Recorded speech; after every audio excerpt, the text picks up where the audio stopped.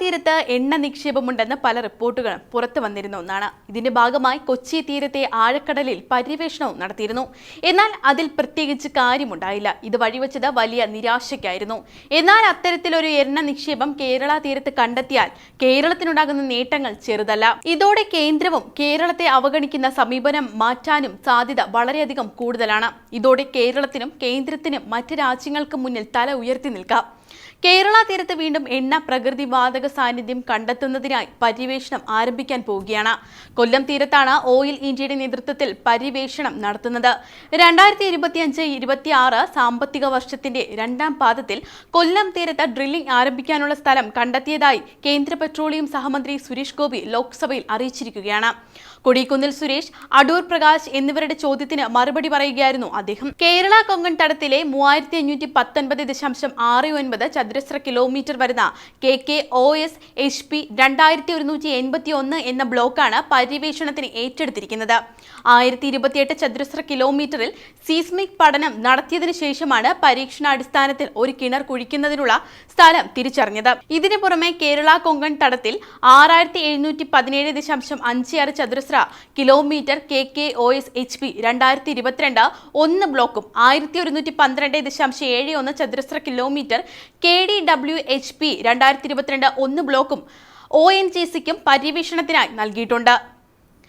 ഇത് നൽകിയിട്ടുണ്ടെന്നും പെട്രോളിയം മന്ത്രാലയം അറിയിച്ചിട്ടുണ്ട്. പര്യവേഷണ കരാർ ഏറ്റെടുത്തിരിക്കുന്ന UK ആസ്ഥാനമായ ഡോൾഫിൻ ഡ്രില്ലിംഗിന്റെ ഉപകരാർ കമ്പനിയായ ആര്യ ഓഫ് ഷോർ പ്രതിനിധികൾ കഴിഞ്ഞ ഡിസംബറിൽ കൊല്ലം പോർട്ട് സന്ദർശിച്ച് സൗകര്യങ്ങൾ വിലയിരുത്തിയിരുന്നു. കൊല്ലം തീരത്ത് 48 കിലോമീറ്റർ അകലെ ആഴക്കടലിൽ ഒരു വർഷം നീണ്ടു നിൽക്കുന്നതാണ് പര്യവേഷണം. കൂറ്റൻ റിഗായ ബ്ലോക്ക് ഫോർഡ് ഡോൾഫിനിൽ ഹെലിപ്പാഡുമുണ്ട്. ഇതിനു പുറമെ ഓയിൽ ഇന്ത്യ ഉദ്യോഗസ്ഥർക്ക് എത്താൻ ആശ്രാമം മൈതാനത്ത് ഹെലിപാഡ് സൗകര്യങ്ങളും പരിശോധിക്കുന്നുണ്ട്. റിഗിലെ ഉദ്യോഗസ്ഥരും ജീവനക്കാരും 15 ദിവസം കൂടുമ്പോൾ മാറും. ഇവർക്ക് നഗരത്തിലെ ഹോട്ടലുകളിലായിരിക്കും താമസ സൗകര്യം ഒരുക്കുക.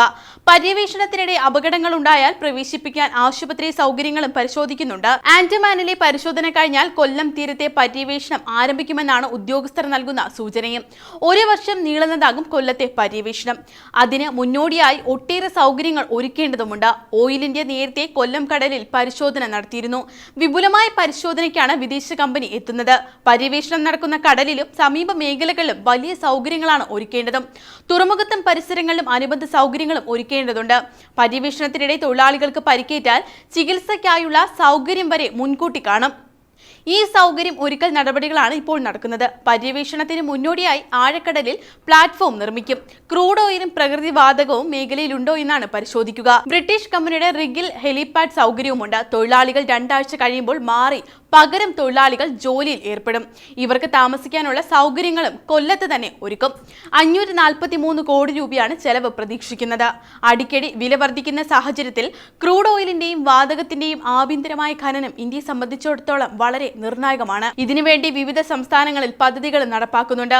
കൊല്ലം തീരത്ത് പര്യവേഷണം നടക്കുമ്പോൾ തന്നെ ആന്ധ്രയിലെ അമലാപുരം, കേരള കൊങ്കൺ മേഖല എന്നിവിടങ്ങളിലും ഡോൾഫിൻ കമ്പനി പരിശോധനകൾ നടത്തുമെന്നാണ് ലഭിക്കുന്ന വിവരവും.